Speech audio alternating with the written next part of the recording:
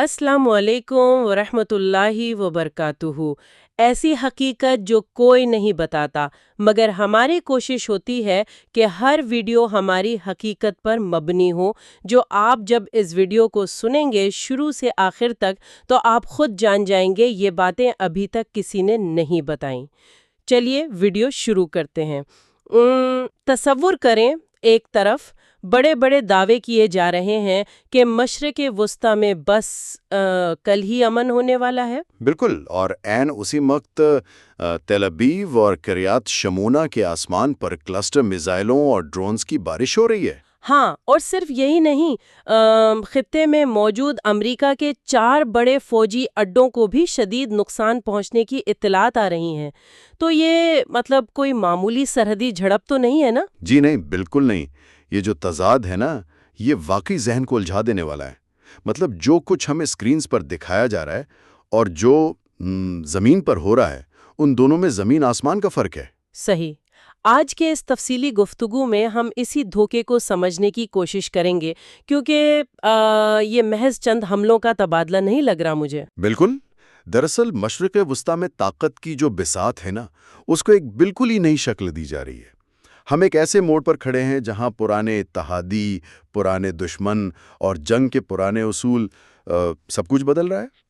رکیں، مجھے یہاں ایک بات ہضم نہیں ہو رہی۔ میں سوچ رہی تھی کہ اگر ہر طرف میزائل چل رہے ہیں اور فوجی آڑوں کو نشانہ بنایا جا رہا ہے تو پھر یہ امن مذاکرات کے بڑے بڑے دعوے کہاں سے آ رہے ہیں؟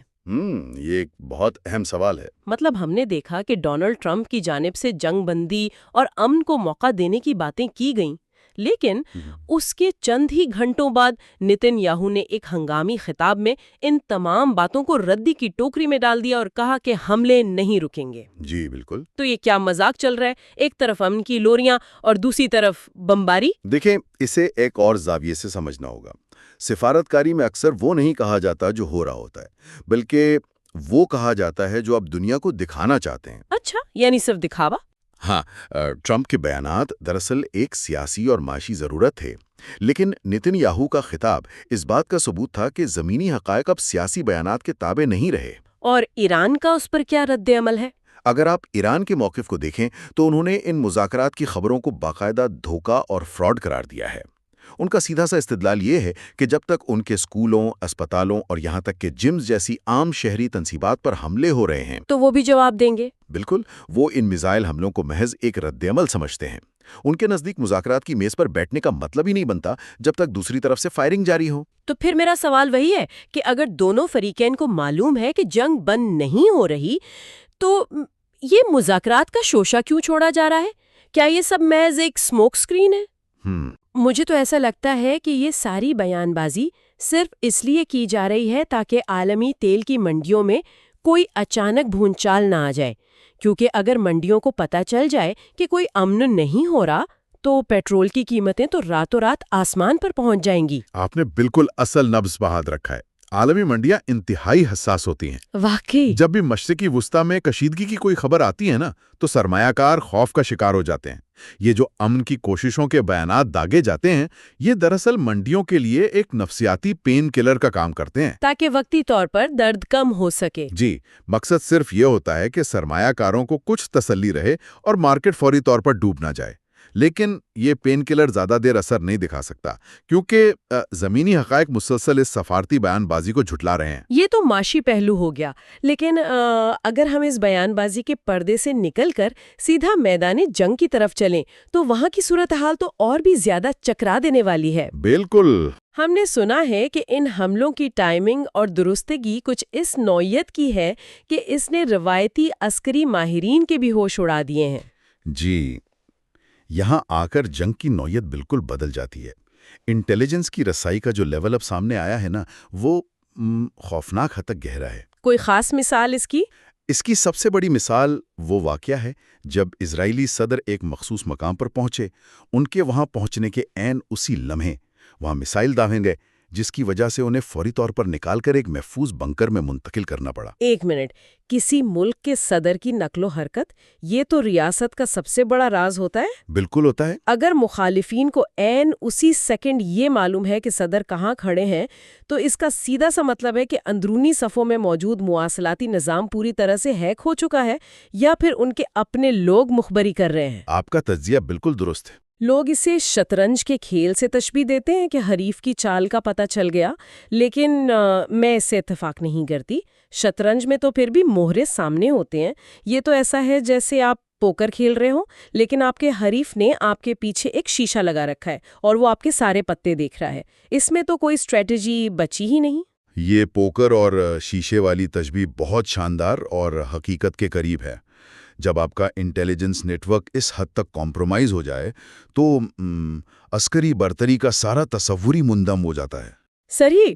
یہ صرف سیٹلائٹ امیجز کی بات نہیں ہے، یہ سگنل انٹیلیجنس اور ہیومن انٹیلیجنس کی وہ سطح ہے جہاں آپ کے دشمن کو پتہ ہے کہ آپ کے کمانڈر کس وقت کون سی کافی پی رہے ہیں۔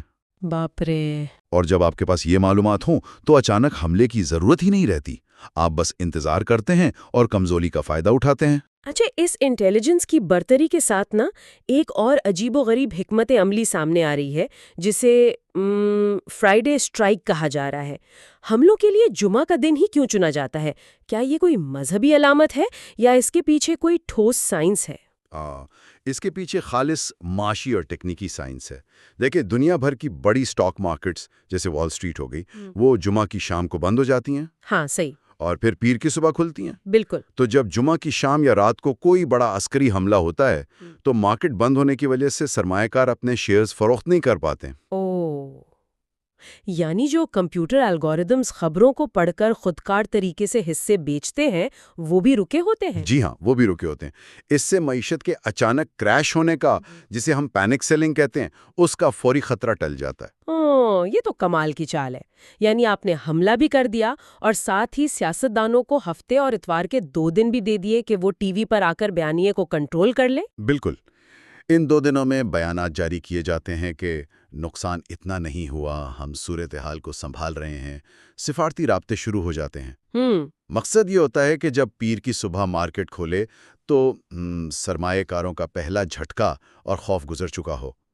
ذرا سوچیں، اگر یہی حملہ بدھ کی دوپہر کو ہو اور توانائی کے کسی بڑے مرکز کو اڑا دیا جائے تو شام تک پوری دنیا کی سٹاک مارکیٹ کھربوں ڈالر کا نقصان کر بیٹھے گی۔ واقعی، تو مطلب جو بھی یہ حملہ کر رہا ہے وہ صرف میزائل چلانا نہیں جانتا، وہ وال سٹریٹ کی نفسیات کو بھی اتنی ہی گہرائی سے سمجھتا ہے۔ جی بالکل، اور یہ انٹیلیجنس کی برتری صرف میدان جنگ تک محدود نہیں رہی۔ ہاں، وہ تو نظر آ رہا ہے۔ جب آپ کو معلوم ہو کہ آپ کا دشمن اندھا ہو چکا ہے اور آپ معیشت کے تاروں سے بھی کھیل سکتے ہیں تو ظاہر ہے آپ مذاکرات کی میز پر اپنی شرائط بدل دیتے ہیں۔ بالکل۔ اب تک تو ہم صرف جوہری پروگرام کی باتیں سنتے آئے تھے، لیکن اب جو مطالبات سامنے آ رہے ہیں انہوں نے تو پوری دنیا کو حیران کر دیا ہے۔ جوہری پروگرام کا معاملہ تو اب بہت پیچھے رہ گیا ہے۔ اب جو شرائط رکھی جا رہی ہیں وہ بنیادی طور پر مشرق وسطیٰ کے پورے جغرافیائی اور معاشی نظام کو دوبارہ لکھنے کی کوشش ہیں۔ اور ان میں سب سے خطرناک اور حیران کن شرط آبنائے ہرمز کے حوالے سے ہے نا؟ جی ہاں، بالکل۔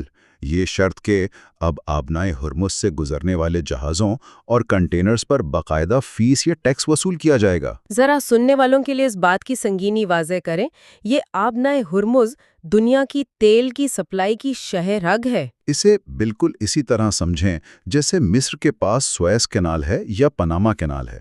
وہاں سے گزرنے والے ہر تجارتی جہاز کو اس ملک کو لاکھوں ڈالر کی فیس ادا کرنی پڑتی ہے۔ صحیح۔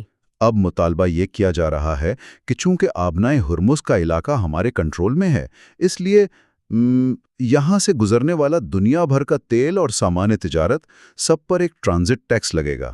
رکیں ذرا، مجھے اس بات پر شدید اختلاف ہے۔ یہ عملی طور پر کیسے ممکن ہے؟ مطلب ہم سب جانتے ہیں کہ آبنائے ہرمز پر امریکی بحریہ کا سخت پہرا ہوتا ہے۔ بات تو آپ کی ٹھیک ہے۔ ان کے جنگی جہاز وہاں گشت کرتے ہیں تو کوئی علاقائی طاقت اتنی بڑی عالمی طاقت کی موجودگی میں کمرشل جہازوں سے زبردستی بھتہ یا ٹیکس کیسے وصول کر سکتی ہے؟ کیا وہ جہازوں کو روک کر رسیدیں کاٹیں گے؟ آپ کا سوال بہت منطقی ہے، لیکن جدید جنگوں میں آپ کو جہاز پر چڑھ کر رسید کاٹنے کی ضرورت نہیں ہوتی۔ تو پھر کیسے؟ یہ غیر روایتی جنگ کا دور ہے۔ آبنائے ہرمز بعض مقامات پر اتنی تنگ ہے کہ جہازوں کو گزرنے کے لیے ایک مخصوص اور تنگ راستے کا استعمال کرنا پڑتا ہے۔ اچھا۔ اگر ساحل پر جدید اینٹی شپ میسائل نصب ہوں اور تیز رفتار چھوٹی کشتیاں ڈرونز کے ساتھ تیار ہوں تو آپ کو امریکی نیوی سے براہ راست لڑنے کی ضرورت نہیں، آپ صرف ایک کمرشل جہاز کو نشانہ بنائیں۔ اور اس کے بعد؟ اس کے بعد دنیا کی کوئی انشورنس کمپنی کسی بھی جہاز کو اس راستے سے گزرنے کی انشورنس نہیں دے گی۔ انشورنس کے بغیر کوئی جہاز سفر نہیں کر سکتا، تو بالآخر عالمی کمپنیوں کو وہ ٹیکس دینا ہی پڑے گا تاکہ انہیں محفوظ راستہ مل سکے۔ یہ تو ایک خوفناک معاشی شکنجہ ہے، اور اگر یہ ٹیکس لگ گیا تو اس کا سیدھا اثر ہماری جیب پر پڑے گا۔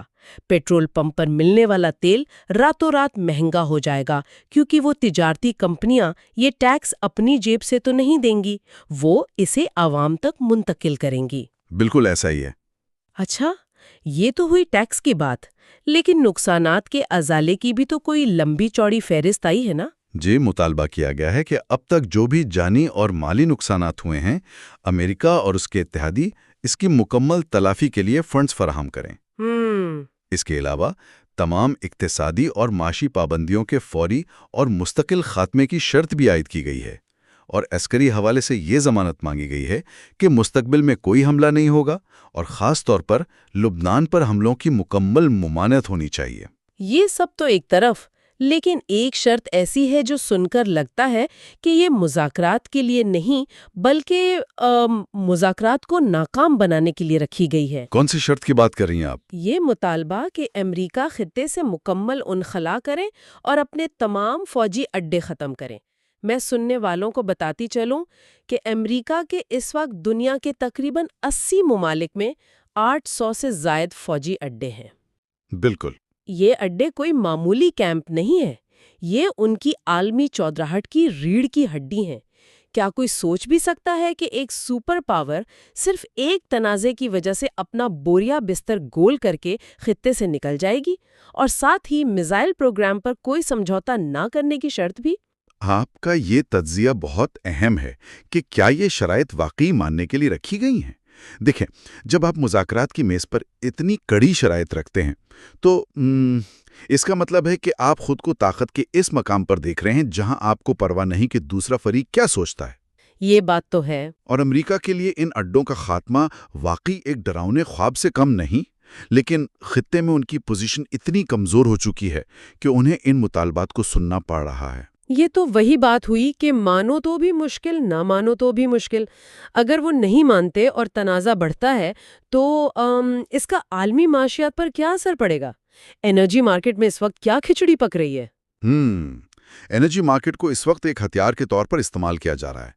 تیل اور گیس کی ترسیل میں عدم استحکام پیدا کر کے سیدھا امریکہ اور خاص طور پر یورپ کی معیشت کا گلا دبایا جا رہا ہے۔ اور یورپ تو پہلے ہی گیس کے بحران سے گزر رہا ہے۔ بالکل۔